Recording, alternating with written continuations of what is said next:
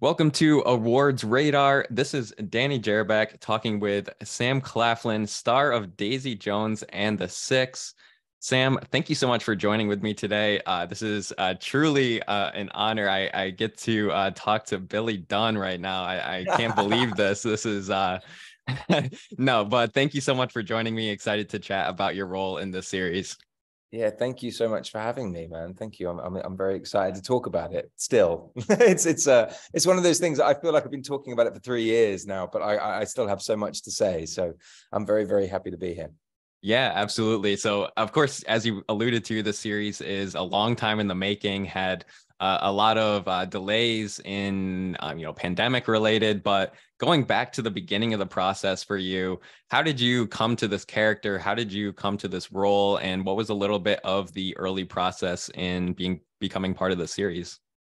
Well, I came into the process very late. Honestly, I think as I understand it, they'd done like a worldwide search of trying to audition every male under the age of 40, above the age of 20, for this role. They went back and forth whether they wanted a musician or whether they wanted an actor, and then they tried to fit somewhere in the middle. And then I don't know where I quite fit in the spectrum of things. Really. I'm definitely not on the music side. But yeah, I was actually auditioning or meeting for a role in the morning show with Hello Sunshine. And I remember being sat in there, and then immediately after my meeting, getting a call from my agent saying, actually, they've got another script that they want to send you called Daisy Jones and the Six, but it's going to be a very quick turnaround. And I was like, well, I'm flying home to London. They were like, yeah, but they might need to fly back to come and audition. I was like, okay, well, I'll read it. I'll see what I think. And I literally sort of that evening on the plane home, read episodes 1 to 4, completely fell head over heels in love with not only Billy Dunn, but like the story, the era, the character, all of the characters. And then, yeah, went back to LA, having prepared a 1970s rock song, and was asked to audition with not only the song, but like in chemistry reads with Riley Keough and Cammy, and Will Graham, who plays Will Graham, Will, who plays Graham. And I have to say the weekend of audition, was terrifying, exhilarating. And I've never felt more out of my depth, I think, preparing for a role in my life. Having no musical background, really, besides a little bit of musical theatre when I was growing up. I'd never been in a recording studio before my audition. I definitely never held a guitar. But these were all things they were sort of throwing at me in the moment. And I just I tried my best. And for whatever reason, they saw something in me and decided to give me a shot. And, it wasn't long, in fact, after getting the role, after auditioning, getting the role, and then being back in LA, getting ready, like preparing to in pre-production, getting ready to start filming. I think it was all of like 2 weeks. It was back and forth. And immediately the beginning of the process, it was guitar lessons, singing lessons, learning the songs, the lyrics, learning the American accent, trying to lose weight to look like a 1970s rock star, desperately trying to grow my hair and some sideburns. It was honestly, I was in a tornado. There was so much being thrown at me from all different angles. It was too much. So I was one of very few people who was very grateful for the lockdown, and the delay in production, because it gave me the extra year and a half of prep. So I definitely am not one to complain for having the extra time. Yeah. Well, speaking about that year and a half of prep, how did that experience work for you? Just, becoming a band. It's a really unique opportunity for a series having that type of extended time frame, and just the fact that you were able to take what's seemingly a fake band and turn it into something extraordinarily believable as a Yeah. real band. Again, being gifted time as an actor is such a rarity. You know, and I think we were all very grateful for that extra time. It's not just myself. I think even the people who had musical experience prior, familiarizing themselves with the songs and their parts in the songs and with their instruments. Like Josh, as much as he's very musically talented, had never played bass really before. Seb is a very talented drummer, but hadn't really picked up the drums in a little while. And he also wanted to encapsulate something very authentic with the way in which he held the sticks and what sort of sticks he was using. And that was a new beast for him. Will had to, you know, not only become like just a guitarist, but like a lead guitarist, and a lot of the guitar parts in these songs are very complicated. So we all had our individual challenges. And of course, what was great is that we were all at home in our respective homes, you know, across the world, doing our individual lessons. I mean, I had like a year and a half of guitar lessons daily and singing lessons daily. And, you know, it was, yeah, I don't know. I don't know. I really don't know what sort of show it would have been had we not been given that extra time. There would have been a lot of camera trickery and a lot of faking it, basically. But what was amazing is that by the time we all came together in 2021, in June of 2021, we knew the songs. We knew each other a little bit because we were part of a group chat, and we'd had a few Zooms throughout the year and a half.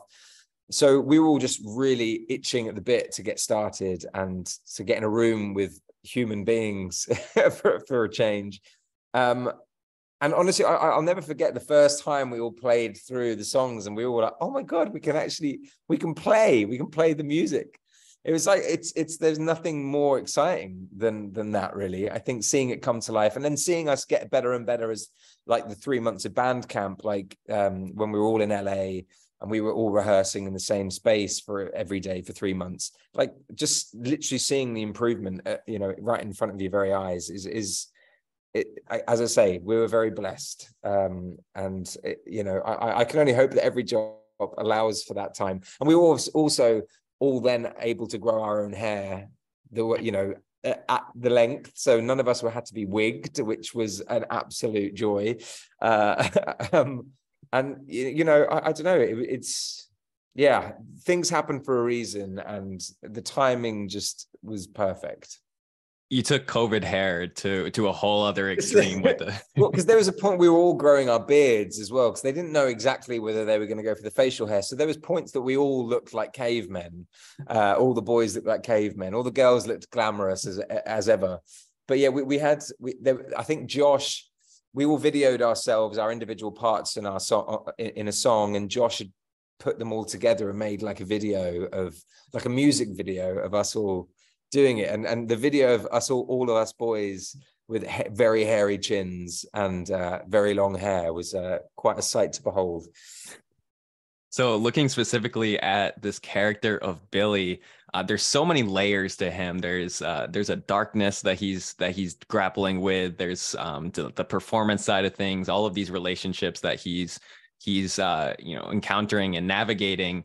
But at the same time, there's such a magnetism to Billy Dunn. I think it's introduced in the first episode. They were saying, you know, if there's a lineup of people, you could pick out the rock star immediately. Yeah. And that's Billy Dunn has that quality. So how did you kind of envision that and bring that to life? Well, honestly, I didn't think too much about the magnetism. I was just hoping that would come naturally. For me, like the thing that I personally can relate to Billy mostly with is like the way that he deals with his relationships and his sort of the chasing of dreams and his sort of relationship with the art and family, and that's something that I think I'm a little better at kind of managing personally. You know, he obviously struggled with 2 women as well, which is the aspect of the music, the 2 women, the addiction side of things was something that I couldn't necessarily relate to, but I had experienced in life, either firsthand or through friends, and was able to lean into my own personal experiences through relationships to kind of help help kind of get into under his skin. But really, I had to kind of just trust the process with the things that I wasn't overly familiar with. I did a huge amount of research, especially in the music, like 1970s music. I had a whole musical education through this process because my knowledge of songs of that era was next to nothing. But I had like an incredible team of people, great singing coaches, great musicians, great people who lived through that era, who are either ex-addicts or current addicts. No, but I think it just sort of it allowed me the opportunity to tell the story authentically, because I was getting firsthand accounts of their version of events, of that time. I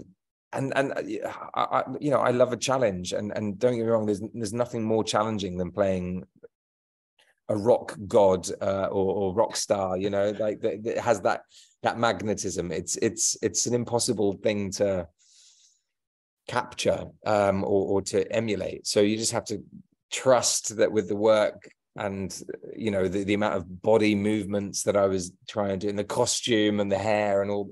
I'm like, hopefully that does the job, and I'll just stick to what I know. Yeah.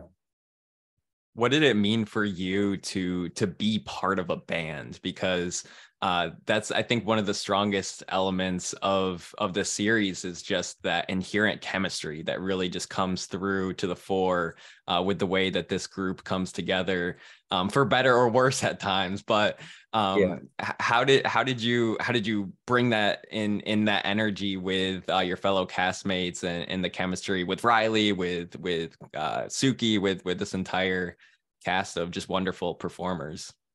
Well, I suppose being a member of a cast is a bit like being a member of a band, in a way that you are all from different walks of life and different parts of the world sometimes, and you all get thrust together in this room and expected to get along immediately. I mean, we were very fortunate that there were no arguments in and amongst the cast that I'm aware of.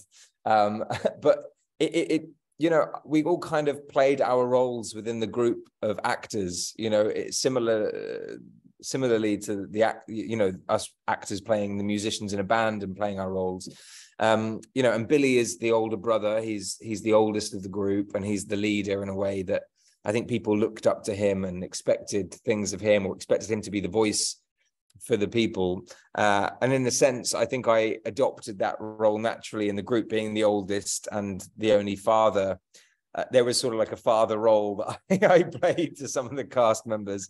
They'd ask me to sort of find out what's happening next or what scene we were doing next. And so I just sort of, I don't know, maybe because I've been in the industry a little longer than most of the others. I'm a little more experienced as an actor, I think a little bit.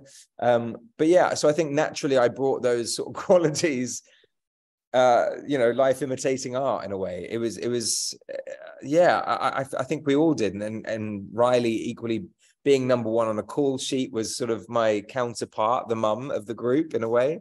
But yeah, you sort of find your place and you find your role. And I think, again, this is where the blessing of having extra time and us all having the opportunity to bond and get to know one another before we started filming. That's where that comes in handy, where it makes you wish that every job could be like that you don't just turn up the day before you start working and you have to try and pretend that you've got a lifelong friendship with someone. It's like we actually had got to know each other over a year and a half, so it felt very easy to sort of tell that story, to tell the story of these people having known each other. There was already like a rapport. There was already like a chemistry between Sebastian and Josh as like playing Warren and Eddie. There was the humor there, that they found humor in one another and they found that relationship. And I think more so than what was already on the page, they sort of found that naturally in themselves and brought that to the screen. So I think whatever role we adopted off screen, we kind of brought to the screen, and were able to kind of, play on those relationships for real. Well, Sam, final rapid fire question before I let you go. Do you have a favorite Daisy Jones and the Six song? It changes on the day. It changes. I'd have to say, Look at Us Now. just because I think it's the most beautifully written song. But I also love The River. I love Let Me Down Easy.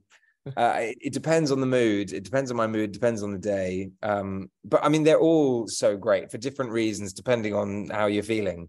Like I think it's a very well crafted, you know, love letter to music of that era, whilst also being a nod to current and modern music. So it's they did an impeccable job, the music producers and writers, and I feel very blessed to have, you know, being able to lay my voice down on some of those tracks. So it's like a dream come true.